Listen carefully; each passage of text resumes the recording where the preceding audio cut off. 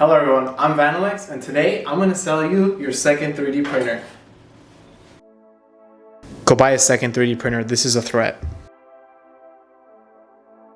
Let's say something were to happen to your one and only 3D printer. You're looking at a minimum of 3 days until you get parts for it to come in. But with two, you can print parts for one another, not having to wait at all, let alone being able to make upgrades that won't cost you a lot of money.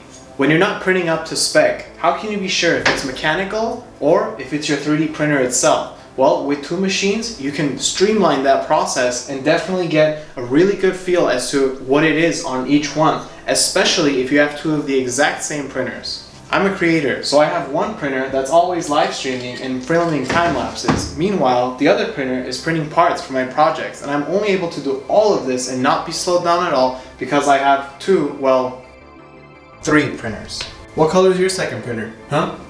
I could even argue that your second 3D printer is more useful than your first one, because with your second, the possibilities open up, such as being able to print replacement parts, upgrade parts, even printing 2 times the amount of things in different colors and ending up with 2 completely different pieces or accents for bigger projects, all while not having to switch out rolls or switch out profiles either, because certain filament colors can be different even if it's the same brand. On the surface of this statement, it may seem pricey, but in the long run, it is a lot more useful and effective for many reasons, and the biggest being that you can print parts for another if something breaks or you choose to upgrade while one is not operational.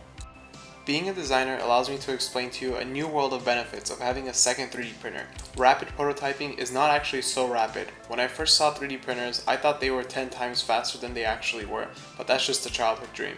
Most designs consist of many parts, and each have to be printed and tested. Imagine being able to print and test fitments, tolerances, and strengths twice as fast, possibly making your prototyping stages faster, meaning more time printing and less time waiting, and faster prototypes coming out. More money.